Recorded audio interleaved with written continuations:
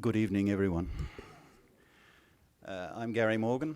I'm Executive Director of the Museum of Texas Tech University, and I'm delighted to welcome you to the museum tonight for this very special occasion. I'd particularly acknowledge the President of Texas Tech University, Dr. Lawrence Skuvenik, and his wife Patty Skuvenik, the Provost, Dr. Michael Gallian and Charlotte Gallian, and, of course, our esteemed guests, Joe Harvey and Terry Allen.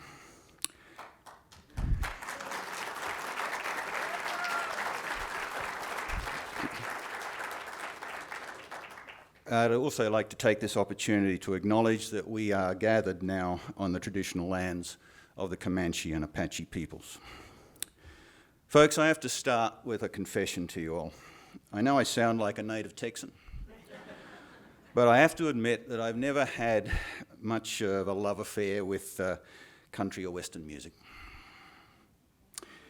So not long after I started at Texas Tech, Andy Wilkinson insisted I go along to the February 2016 Lubbock Lights concert, which I think you will all recall was Terry Allen and friends performing Lubbock on Everything from cover to cover, with Joe Harvey as MC. And now, I don't drive out of town without Lubbock on Everything playing on the car CD, especially if I'm driving towards Amarillo. It was a truly Damascene transformation. Tonight, we celebrate the acquisition by Texas Tech of a resource of incalculable value, the Allen Collection. Others tonight will speak on its nature and its worth. But I just wanted to make the point that if a university such as Texas Tech is to be truly great, it must be a creative university. It must cultivate a culture of creativity amongst its faculty, staff, and students, and it must manifest creativity in its teaching, research, and community engagement.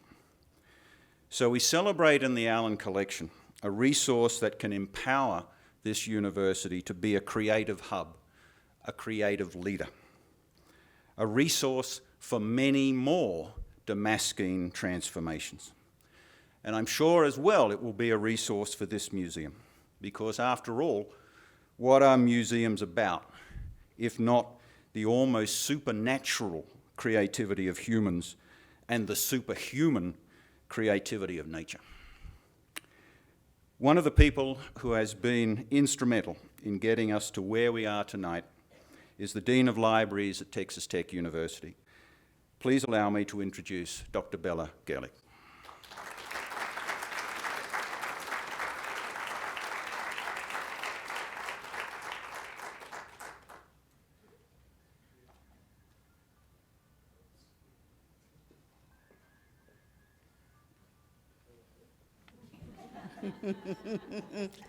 Really, Terry? Hang up unless it's $1 million sale. Thank you, Gary. Good evening, everyone. On behalf of the libraries and the Southwest Collections, I also want to thank you for joining us. It wasn't too long after my tenure began at Tech when the esteemed Mr. Wilkinson came into my office to talk about the archives in Terry and Joe Harvey Allen, formerly of Lubbock, Texas, and that they wanted to bring their archives home.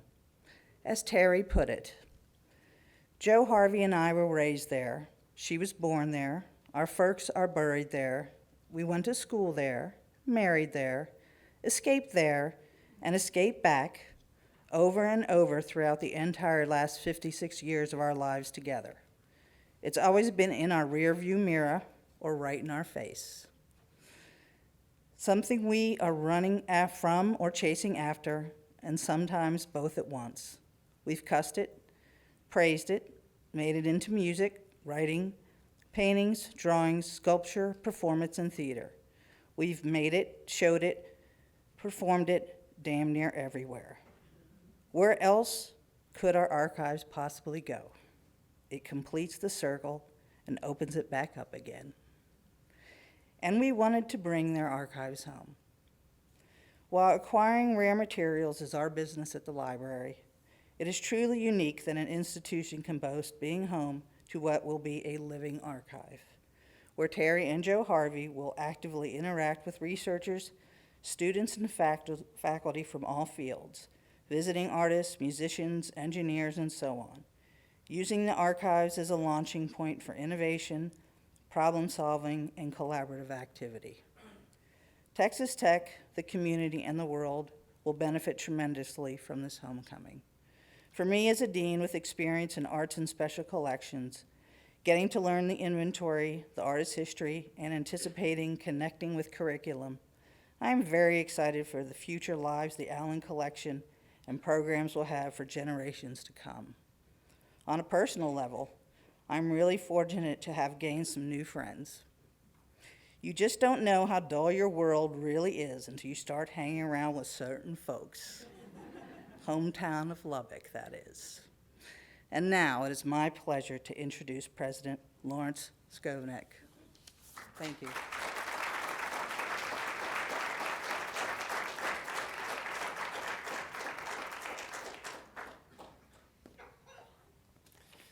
Thank you, Bella. There's nothing more boring or annoying than to read an email. But that's what I'm going to begin by doing tonight. And this is an email from Jane Piercy to me on August the 12th, 2013. Does that date mean anything to you, Joe Harvey and Terry? That was the first trip we took to Santa Fe to meet with them to begin a discussion about bringing these materials to Texas Tech. Back then, in those days, Kelly Overly was the Vice Chancellor for Advancement. So to put that in some context, Lawrence, since Kelly has bailed on us for this trip, you are stuck with me riding with you and Andy to Santa Fe. And I know Jane is here. Since I have little patience for the tech vehicle credit card and issues with having the procurement police in my pocket when traveling, and since renting a car is cheaper anyway, Andy has given into my aversion to riding in tech vehicles and agreed to let me rent a car for this trip. And I'll leave out the other details, but at the end, she says, we are both very thankful you are willing to go on this trip and are anxious to hear your thoughts on the possibility for this collection to have a home at Texas Tech. That was 5.5 years ago. And I kept telling Andy, well, I kept telling Terry and Joe Harvey, when patience sometimes was wearing thin, you have to understand that universities operate on geological timescales. It only took 5.5 years. But the point is, it does have a home here, and it's part of a larger archival collection that really does distinguish Tech. And I want to thank the Southwest Collection and the Special Collections Library for the work they did in helping to relocate these materials here. And I want to mention some of the other wonderful resources and treasures we have. The Sal Family Collection in Literature, Community, and the Natural World, the Crossroads of Music Archives, and our oral history and audio-visual and rare books collections such as the Remnant Trust. These are wonderful examples and tangible evidence of how people have lived, how they think, and how they have affected our lives. But what distinguishes the Allen Collection has already been alluded to, and that is it's a living collection by virtue of their interaction and ongoing presence on our campus. And today, our honors students already had the benefit of the opportunity to interact with Joe Harvey and Terry. In February 2017, there was an issue of the Texas Monthly about Joe Harvey and Terry, and the title of that article was called There and Back Again. And Terry just reminded me that on the front cover of that collection was Dan Patrick. That went over like a lead balloon. But I want to read one excerpt from that article. The couple weren't interested in socking their lives' work away in acid-free cardboard boxes to be checked in and out of a humidity-controlled room by the occasional biographer or academic. They envisioned a shape-shifting gallery that would host classes, fellowships, residencies, and research devoted to the creative process. Perhaps to the chagrin of Summit Texas Tech, Allen refers to this collection as the Center for Unlearning. And I keep telling him he can't do that. But yes, the Allens have been there and back. They've been there by virtue of their talent and have extraordinary experiences. But now those experiences and their talent are back here again and part of this university to the benefit of our students, our faculty, our staff, and the broader community. So Joe Harvey and Terry, we couldn't be more thrilled that this day finally happened.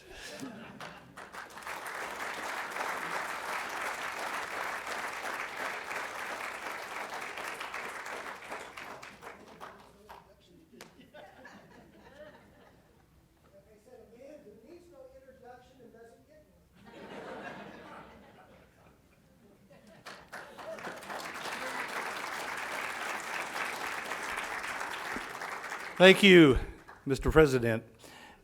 We have had a number of champions for this archive, and there's the old adage that it takes a village to raise a child. Well, a village is not enough to bring in an archive. We need a whole university, and we have had that. We first got an official look at this archive in 1995 when I got to do an article for the Texas Texan and saw those journals for the first time. It was an incredible experience. 10 years later, I traveled up there with a grad student, Crystal Maker Kaufman, now a rising star in the wind energy business, who's here with us tonight from Houston. And we picked up some tape, audio tape, and brought it back to Dr. Curtis Peoples. And from then, we began to work to bring this archive in. So I'm going to give you a list of names of people that without any one of these people, we would never have gotten this done. In addition to the ones I've just mentioned, Jennifer Spurrier, Southwest Collection, former Chancellor Bob Duncan, Dean Gerlich, who we've just heard from, Dr. Gallion, our provost, who was interested in this project when he was still Dean of the College of Agriculture. At the Southwest Collection, Alyssa Stroman, Robert Weaver, Nikki Hester, and at the library, Matt McInnery. Caitlin Dixon, who is our curator. Caitlin, would you stand up just for a second? Because you may have questions about, yes, about how to use this. And this is the person that you want to talk with. Paul Hunton, we're going to talk more about him in just a moment, has been instrumental in our work with the Allens. Michael O'Brien and Noel Sloan helped us through all the paperwork and the financing and all that sort of thing. Sean Childers and his crew helped us go down, I'd love to say, on my birthday last summer, and we loaded up 2 vans, right, of material and brought it back. Couldn't have been a better birthday present. To get this exhibit together, Gary Morgan, whom we've just heard from, his exhibits person, Andrew Gideon, Carolina Arianos, who works with him, and Brad Johnson, who is running the audiovisual and takes care of this space. And last, but certainly not least, in the President's office, Grace Hernandez, Carla Lovelace, Taryn Meixner, and Armando Godinez have all made this happen tonight. So would you please give those people a big round of applause?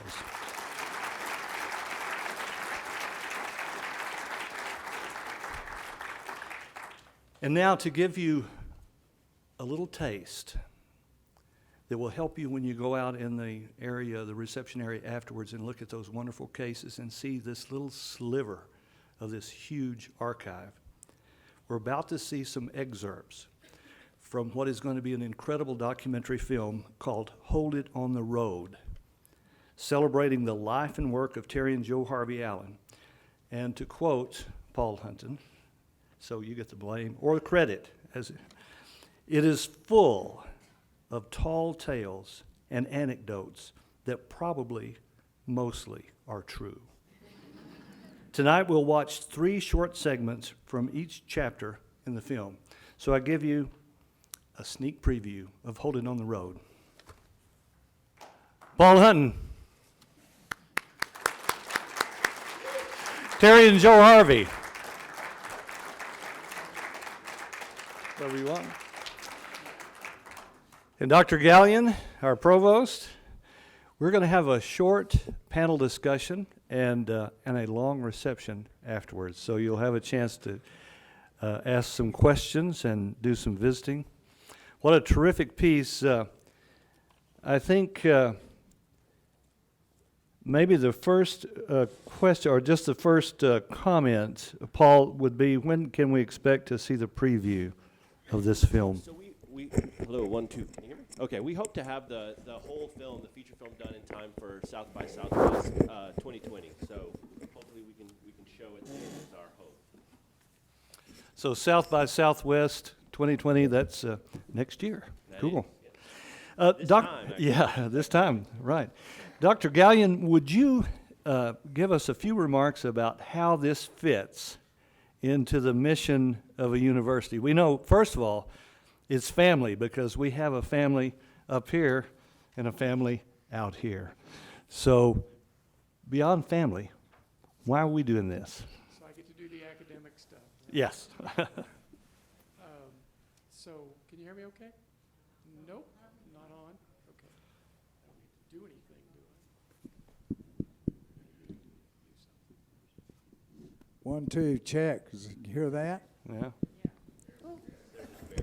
Okay, they're barely. All right, I'll get really close and speak loud. So I think that question really, Andy, has partly already been answered. You heard Gary, you heard Dean Gerlich, you heard the president speak really to some of those really essential academic things that this collection brings to Texas Tech University. From the standpoint of my own history with this, I was dean of the College of Ag Sciences and Natural Resources before I came to the provost office. And the first time I met Andy, actually, Jane Piercy, who was mentioned before, who was our development officer, made an appointment and brought Andy to see me. And I'd seen him around campus. In fact, I'd seen him perform before. So I had some respect for him for his artistic talent, I guess. It's a wonder you let me in the office. No, I still have respect for your artistic talent. But, and Andy started spinning this story about this wonderful collection, and I didn't realize until today that he hadn't seen it, that he first saw it in 1995. This was about 2012 or 13, somewhere in there, and explaining to me how it was this remarkable resource about the creative process. And I am, by training, a ruminant nutritionist. And you know what that is? I work with beef cattle, okay? But, you know, so you might question my creativity, but I do respect creativity. And as a scientist, I think, you know, most of us believe we are somewhat creative, right? So I listened to Andy tell this story about these wonderful journals that explain the process of creativity that Terry and Joe Harvey both had been involved with over the years, and the details and how you could see in the journals how one step leads to another. And I think if you haven't had a chance to look at those outside, when you do that, you will see exactly that. It's a remarkable record of the thought process, which, as you can tell from the video, occasionally can get a little weird, apparently. And there are pictures of, you know, you'll go along and you'll be seeing the creative process, and then all of a sudden there's a guy with things exploding out of his chest. I don't get that part. But if you follow the whole thing through, it is really a remarkable resource of the creative process. And so Andy was pitching this idea that here's something that individual scholars, students, that collections of scholars, maybe people in different disciplines, for example, a scientist, a biochemist, or an engineer, could get together with somebody in the music or humanities or other types of arts and they could use these records as a basis for developing an understanding, a greater understanding really of the creative process. And I was sold. And so I think probably about a month later, Jane and Andy, maybe a month or two later, went back again to Santa Fe, and they brought me back as they were unloading. You went in the van that time, which I'm sure Jane wasn't very happy about, but we had to drag her into it. and but they gave to me this piece of paper with a picture of a deer, a green deer, standing on, Terry would know all about this, but a green deer standing on a bridge looking out towards a river. And I thought, well, that's strange, but but no, if you're familiar with Terry's sculpture work, he has a series of sculpture, I believe, in Columbus, Ohio, at the river of deer doing things that people do. It's kind of an interesting work. But so I have this really, and I treasure that they brought that back to me. So I was sold. You know, they gave me some bling that I could have at home, and from that point on, I thought this was the right thing to do. And since the collection has arrived, I took a trip over to the archives and looked. It's not in a big, massive, impressive room. It's really all in little boxes, but when you open them up, it's such a treasure trove. It really is a remarkable collection of the creative process. And I think it will be a treasure for years to come for Texas Tech. But what's more important probably right now is that we have the treasure of these two being willing to work with us on it. And so I think what it means to the university is really incredible, Andy. Thank you. Paul, what was it like first going into the space in Santa Fe? Well, so there's a lot of email stories connected to the Allens because I came here in February of 2011 and right away started doing the research and the history of Lubbock, Texas. I'm the director of Texas Tech Public Media, the general manager, and I was the production director at the time, and we were wanting to tell stories of the art and music scene here in Lubbock. And one thing that became very apparent throughout that journey was all roads sort of lead to Terry Allen and the album Lubbock on Everything. We would talk to different folks, and they would say, hey, have you talked to Terry Allen? Have you talked to Terry Allen? And finally, Paul Milosevic was the last one who said, have you talked to Terry Allen? And I said, no, but do you have his email address? And he said, oh, yeah, I'll give it to you. So Paul gave me the email address, and I wrote this really formal, Dear Mr. Allen, I'm the production director at Texas Tech Public Media, and we're telling these, and I wrote this long, boring email, and Terry writes me back, and I asked, can I come interview you to tell a story about Lubbock on Everything? And this really long email, and Terry writes back, yeah, Paul, come on out to the house. That was it. And we've been doing this ever since, and it was one, you sit with Terry and Joe Harvey, and not only do they come alive, but you come alive. And I think you get that through the film and talking to the people in the film and all of you who know them. There's something about their stories and their lives that are very inspiring that spark things in yourself. And so we kept telling these different stories. We did a film on Stubbs and some other stories around the Lubbock music scene. And finally it got to the point where we said, with the archives coming together and all the stuff we've already shot, we might as well just make a feature documentary. And so we started at the end of 2012, the beginning of 2013, so all around that same time frame. And we've just been shooting it ever since. And one of the difficulties has been that in that time span, these two just don't slow down. There's no natural point to end the film because Terry's getting inducted into the Texas Music Hall of Fame. We're not dead. And they're also not dead. But it just doesn't stop because they just are a constant source of inspiration, and their story just continues to be amazing at every turn. They may kill us trying to follow them, though, I'll tell you. So, Joe Harvey and Terry, in any order in which you choose, I'd like for you to talk about the whole idea of becoming part of an archive. I have to say, one time when I was talking to Terry and we were looking at all the materials, and he seemed uncomfortable, and I said, I'm not quite sure what's going on here. And he said, well, this, looking through all this stuff is just like whistling through the graveyard. And I thought, that's really true. And those of us who go out and collect archives, we might get a little detached from that. And it's good to get reattached to how important this stuff is. You first. Well, forget the graveyard. First of all, I just want to thank all of y'all for coming because Terry and I have been so excited today. Terry put on his sport coat and he said, this is the first time I put on my sport coat in a long time I didn't have to do something. And we've got a lot of family here. My cousins, my aunt, just so many friends, and our kids, and Allison, Bell's wife. So would y'all just stand up, because I'm so proud of you. I want everybody to know where you are. My family. Our family. Our family. Buck and Bale are going to be a part of helping us work on the campus and work on everything we hope to accomplish here.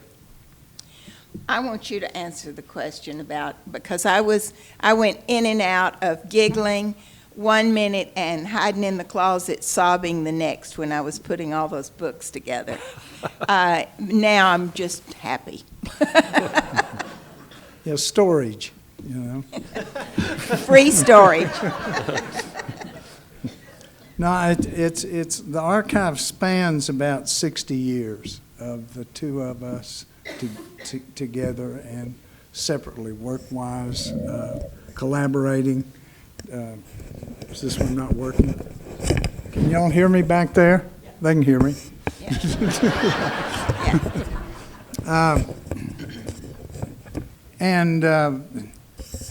My feeling about work has always been, I've always kept notebooks, and it's always been an immediate thing to get it out of my head or whatever, onto paper, onto something so I can look at it and think about it.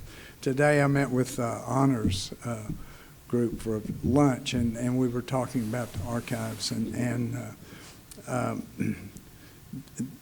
there was, when I was looked back through things, there's like a through line you find periodically, something that when you started really early with something, in the early 60s or whatever, there'd be maybe a sentence or maybe a drawing or something that would, a variation of it would show up in the 70s, it would show up in the 80s or whatever, but you would see this, recognize this through line of something that you're about, that you're trying to find out. And I think a lot of work spins off of just that kind of curiosity of what is this? What is this mystery that you step into, and when you come out, there's this stuff that you've made. And I think that's where all work that's worth anything does get made. It gets made in this kind of mystery zone. But I have always thought forward in terms of work. And so the idea of going back and dealing with the past, I tried to kind of just put it in a place that it didn't move me that much. I had a flood too some years ago and lost about 50 notebooks or that were heavily damaged. And so I was glad, it was a great relief to have this work go to a place that cared about it and would do something about it. It was a great relief to take the burden of dealing with it off of my kids, because it would be a major burden. So it's kind of a convergence of a lot of different things, I think, when it happened, because it's your life that you're putting in boxes and sending off to Texas Tech, and people are rummaging through and whatever. But there's so many things you kind of see, like letters. Like we have thousands and thousands of letters that we wrote to friends, musicians, artists, relatives over the years. And because people wrote letters then, we didn't have any money, and so we couldn't make a long distance, collect calls and talk for hours. So you bought a stamp and you wrote a long letter, and that ended, I guess, when the digital age hit. So it's an archive. It's unique in that sense, I think, because it's got so many or so much of that kind of information in it, and we have a whole set of electronic archives as well, which we haven't even started to really deal with, but. It's funny because it makes you kind of appraise your life, and appraise what you've done and how you want to proceed. And we definitely are proceeding like we're both, have probably been as active or will be as active this coming year as we've ever been with projects and things that we're doing.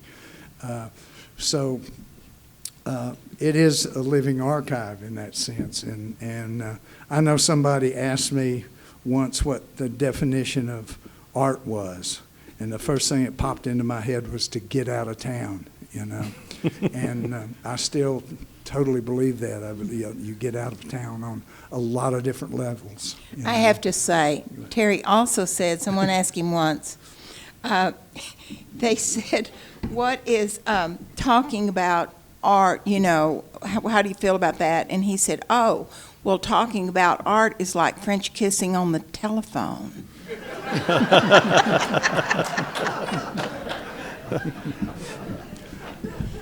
All you university people should relate to that.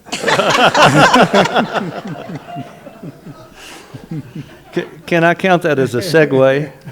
I didn't mean to interrupt. No, I think one of the things that is really important when you go out and spend a little time looking at this tiny sample of this huge archive is that not only is this a documentation of process, a creative process, but in a way that is escaping us because, as you mentioned, letters written by hand, journals, scripts, notes, all done by hand, drawings done by hand. And we're moving into a time, those of us in the archival world, that realize that that kind of material is not being created. Is that worth a little bit of discussion? Paul, maybe you'd like to chip in on that in the documentation of seeing all this material?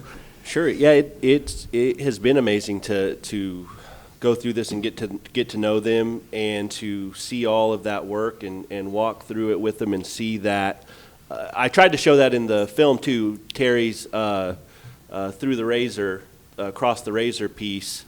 I cut between the actual high-res drawings to the old video, and it's kind of showing this dichotomy of this hand-drawn, the fact that we have these pieces that go along with this story. So it's not just sort of grainy VHS footage from a newscast in the 90s. It is also these living, beautiful pieces of art in and of themselves. And you see that with Juarez, too, those beautiful, beautiful drawings.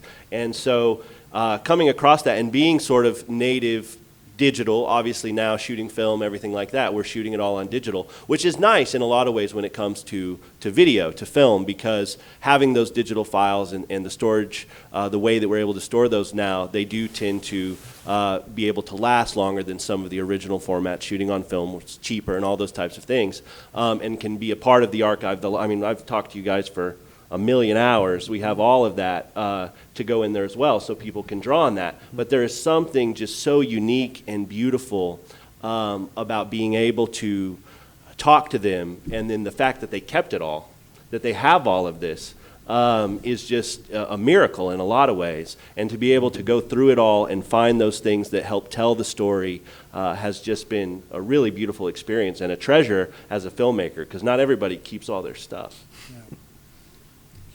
You know, I just want to say, it really is an honor for Terry and I to be in this collection here. And, you know, my belief about always about making anything, art or anything you do in life, is that once you commit to something, I really believe that Providence steps in and the doors just fling open and things present themselves that you would have never dreamed about.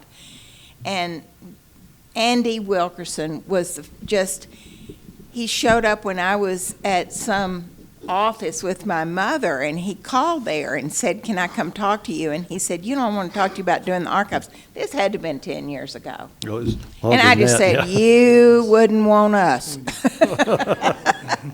And I kept saying it for a long time. You just don't even know what we do. You wouldn't want us. And but anyway, what happened once we decided to do this and go through all of those old works and everything to get it all gathered up, it's true that everyone at Tech has been incredible to us. And I could just start naming everybody. Everybody that's helped us on this, because it's been massive. And I just feel like everything we get to do here from now on will just present itself in that kind of great way being here. So I'm very grateful to all of y'all for that. I'm happy that the archives are here. And real quick, Andy, I want to point out too, so I also teach adjunct in the College of Media and Communication, and what a treasure this is for our students. I can't tell you how much it means to me as an instructor to be able to guide my students to this collection, to see this work over these years and to draw on their creative work for your own inspiration, and to see this stuff living and breathing in real time, I think is such a treasure that I know that professors across the college across the university, not just our college, I think will look on as something that we value not only for ourselves and to have it here and all that goes along with that, but as something that our students can draw on in their own work, not only in across all mediums. That's another thing. You look at the body of work between Terry and Joe Harvey, it spans everything. There's not a medium or format or platform that they haven't created something on. And that speaks to, I think, us as a university, because we are the same across all of those different disciplines, but to be able for all of the colleges that are part of the university to draw on those resources is just really a beautiful and wonderful gift. There's some students at Monterey High that still remember. But I wish all of you could have seen the students today at lunch in the Honors College, and how interested they were in looking at the few notebooks and listening to Terry talk. And we didn't even have the advantage of having Joe Harvey with us. It would have been a whole other show. I had to wash my hair. Oh, Joe Harvey, your hair looks great. It'd been blowing in the Lubbock wind for 5 days. Well, Dr. Gallion, could we ask for one parting remark before we adjourn to share some food and drink and spend some time looking at these examples and getting a chance to talk to Terry and Joe Harvey, to all the people here at Texas Tech that have been a part of this? Sure. First of all, I want to say thanks to all of you for being here tonight, and we are truly honored to host the Allen Collection. It has been a journey getting there, but we're so proud that we finally have arrived. And I think what we're trying to do down the road, and Terry and Joe Harvey have agreed to help us. We are in the process of developing and defining more clearly what the center will look like that will be focused around the collection. And we have also developed, on Andy's title here, I know it says Chair of the Creative Process Commons. We, about 2 years ago, developed the idea of the Creative Process Commons, which was really more like a think tank idea where people could use this resource as well as others that we have at the university to really become more creative, to do, as Paul was talking about, to get our students involved. So we think this is going to be such a wonderful springboard for great things to come in the future. So thank you. Thank you. And can we have another round of applause for Terry and Joe Harvey?